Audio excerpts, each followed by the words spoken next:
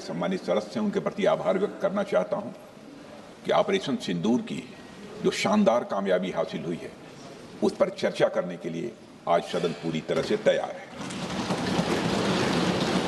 अध्यक्ष महोदय, सबसे पहले मैं इस सदन के माध्यम से मैं देश के उन वीर सपूतों को, उन बहादुर सैनिकों को नमन करता हूं जिन्होंने की राष्ट्र की सीमाओं की रक्षा के लिए जब भी आवश्यकता पड़ी है अपना बलिदान देने में वह पीछे नहीं रहे हैं। आज भी वह तैयार हैं और आज भी वह तत्पर हैं। साथ ही मैं उन सैनिकों की स्मृति को भी अध्यक्ष महोदय नमन करता हूं जिन्होंने की भारत की एकता और अखंडता सुनिश्चित करने के लिए अपना सर्वस्व बलिदान कर दिया। मैं पूरे देश की तरफ से सेनाओं के सभी जवानों के प्रति कृतज्ञता व्यक्त करता हूं। अध्यक्ष महोदय, आज मैं आपकी अनुमति से ऑपरेशन सिंदूर से जुड़े कुछ महत्वपूर्ण तथ्यों और विषयों को सदन के समक्ष रखने के लिए यहां खड़ा हूं। अध्यक्ष महोदय, 6 और 7 मई 2025 को भारतीय सेनाओं ने ऑपरेशन सिंदूर के नाम से एक ऐतिहासिक सैन्य कार्रवाई को अंजाम दिया। यह केवल एक सैन्य कार्रवाई नहीं थी, बल्कि यह भारत की संप्रभुता, उसकी अस्मिता, देश के नागरिकों के प्रति हमारी जिम्मेदारी और आतंकवाद के खिलाफ हमारी नीति का एक इफेक्टिव और डिसाइसिव डिमॉन्स्ट्रेशन था। अध्यक्ष महोदय, जैसा इस सदन को जानकारी है, 22 अप्रैल 2025 को जम्मू कश्मीर के पहलगाम क्षेत्र में एक अमानवीय और कायराना आतंकी हमला हुआ। इस हमले में हमारे 25 निर्दोष नागरिकों सहित एक नेपाली नागरिक की भी जान गई थी। उन निर्दोष लोगों की जान उनका धर्म पूछ कर लिया गया। यह अपने आप में अमानवीयता का सबसे कुत्सित और सबसे घृणित उदाहरण था। यह घटना भारत की सहन शक्ति की सीमा की भी मैं मानता हूं परीक्षा थी। अध्यक्ष महोदय, इस हमले के तुरंत बाद हमारे प्रधानमंत्री श्री नरेंद्र मोदी जी ने तीनों सेनाओं के प्रमुखों की एक उच्च स्तरीय बैठक की और उन्हें छूट दी गई कि वे अपने विवेक, स्ट्रेटेजिक अंडरस्टैंडिंग और रीजनल सिक्योरिटी सिचुएशन को ध्यान में रखते हुए वह निर्णायक कार्रवाई करें। इसके बाद हमारे सैन्य नेतृत्व ने न केवल अपनी मैच्योरिटी दिखाई, बल्कि उस स्ट्रेटेजिक विजडम का भी परिचय दिया जिसकी उम्मीद भारत जैसी एक रिस्पॉन्सिबल पावर से की जाती है। अध्यक्ष महोदय, ऑपरेशन सिंदूर को अंजाम देने से पहले हमारी सेनाओं ने हर पहलू का बहुत ही गहराई के साथ अध्ययन किया। हमारे पास कई विकल्प थे, लेकिन हमने उस विकल्प को चुना जिसमें आतंकवादियों और उनके ठिकानों को अधिकतम नुकसान पहुंचे और जिसमें पाकिस्तान के आम नागरिक को कोई क्षति न होने पाए, इस बात की भी हम लोगों ने चिंता की। अध्यक्ष महोदय, हमारी सेनाओं द्वारा की गई वेल कोऑर्डिनेटेड स्ट्राइक्स ने 9 टेररिस्ट इंफ्रास्ट्रक्चर टारगेट्स को प्रिसीजन के साथ, सटीकता के साथ हिट किया और इस सैन्य कार्रवाई में एक अनुमान के अनुसार 100 से अधिक आतंकवादी, मैं बहुत संभल कर बोल रहा हूं अध्यक्ष महोदय, हमारी फिगर गलत ना होने पाए, फिगर इससे बहुत अधिक है। 100 से अधिक आतंकवादी, उनके ट्रेनर, उनके प्रशिक्षक, उनके हैंडलर लश्कर-ए-तोयबा और हिजबुल मुजाहिदीन जैसे आतंकवादी संगठनों से संबंधित थे। ये वही आतंकी संगठन हैं जिन्होंने पाकिस्तान की सेना और ISI का जिन्हें खुला समर्थन प्राप्त है। अध्यक्ष महोदय, 7 मई 2025 को रात्रि 1:05 भारतीय सशस्त्र बलों ने ऑपरेशन सिंदूर प्रारंभ किया, जिसमें पाकिस्तान और पाक ऑक्युपाइड कश्मीर में भारत के खिलाफ आतंकी गतिविधियों से जुड़े 9 स्थानों को निशाना बनाया गया।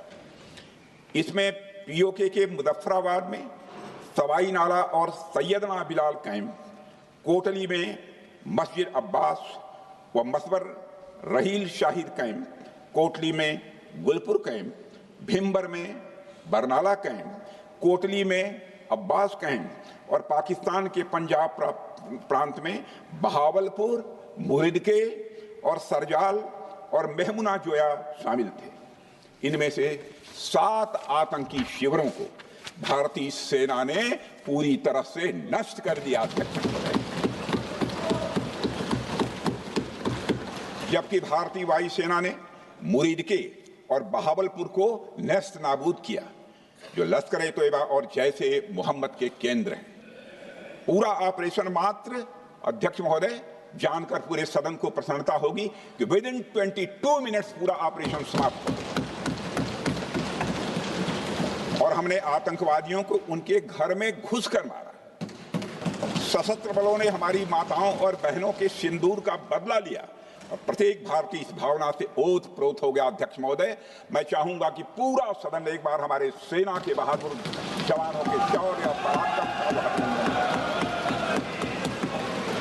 अध्यक्ष महोदय, यह सिंदूर की लाली शौर्य की कहानी है। यह सिंदूर की लाली शौर्य की कहानी है, भारत के मस्तक पर वीरता की निशानी है। अध्यक्ष महोदय, सेनाओं ने अंधेरी रात होने के बावजूद हमले की सफलता के स्पष्ट एविडेंस भी जुटाए हैं, साक्ष्य है हमारे पास। अध्यक्ष महोदय, हमले के कुछ ही घंटों के भीतर एक प्रेस रिलीज और मीडिया ब्रीफिंग के माध्यम से इन्हें जनता की जानकारी के लिए जारी कर दिया गया था। मुझे यह पुष्टि करते हुए गौरव की अनुभूति हो रही है कि सशस्त्र बल अपने सभी मिशन ऑब्जेक्टिव्स को पूरा करने में पूरी तरह से सक्षम रहे और साथ ही कामयाब रहे। अध्यक्ष महोदय, 7 मई 2025 को हमले माने 1:35 के तुरंत बाद भारतीय डीजीएमओ ने हॉटलाइन संदेश के माध्यम से पाकिस्तान के डीजीएमओ यानी डायरेक्टर जनरल मिलिट्री ऑपरेशन से संपर्क किया और टेरर इंफ्रास्ट्रक्चर के खिलाफ हमारे हमले के रेशनल और मेथोडोलॉजी के बारे में पूरी जानकारी दी और यह तथ्य भी बताया कि ये हमले एस्केलेटरी नेचर वाले नहीं थे, माने इसको हम आगे नहीं बढ़ाना चाहते। जिन मोहि मारा तिन मोहि मारे। अध्यक्ष महोदय, जिस प्रकार प्रभु हनुमान ने लंका में अपनी रणनीति बनाई थी, उसी प्रकार हमने भी उन्हीं को निशाना बनाया जिन्होंने हमें नुकसान पहुंचाया था। हालांकि पाकिस्तान ने इस रेशनल को समझने से इनकार कर दिया और अगले कुछ दिनों तक सिविलियन और सैन्य ठिकानों पर गोलीबारी करके बड़े पैमाने पर सीज फायर वायलेशन करके स्थिति को एस्केलेट करने की उसने कोशिश की।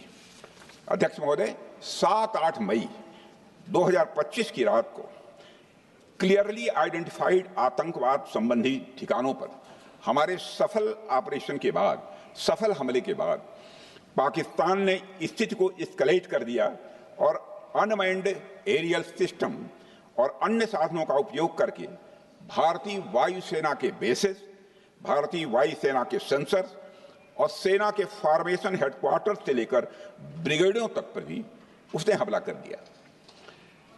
हालांकि हमारी इंटीग्रेटेड एयर डिफेंस ग्रिड और काउंटर यूएस ग्रिड ने इन हमलों को सफलतापूर्वक विफल कर दिया। अध्यक्ष महोदय, यस-400 यमारसैन आकाश मिसाइल सिस्टम और एयर डिफेंस गन्स बहुत प्रभावी साबित हुई हैं। अध्यक्ष महोदय, इस एस्केलेशन पर हमारा जवाबी हमला स्विफ्ट,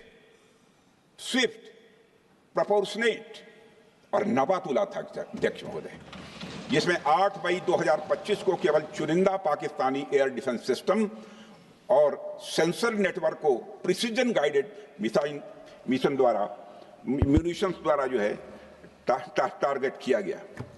अध्यक्ष महोदय, हमारी कार्रवाई पूरी तरह से सेल्फ डिफेंस में थी, न तो वह प्रोवोकेटिव थी और न तो एक्सपेंशनिस्ट थी। पाक द्वारा ये हमले 7 मई 25 से लगातार चले और 10 मई 2025 को रात लगभग 1:30 पर पाकिस्तान ने बड़े पैमाने पर भारत के ऊपर मिसाइल, ड्रोन, रॉकेट और अन्य लॉन्ग रेंज वेपन्स का इस्तेमाल किया।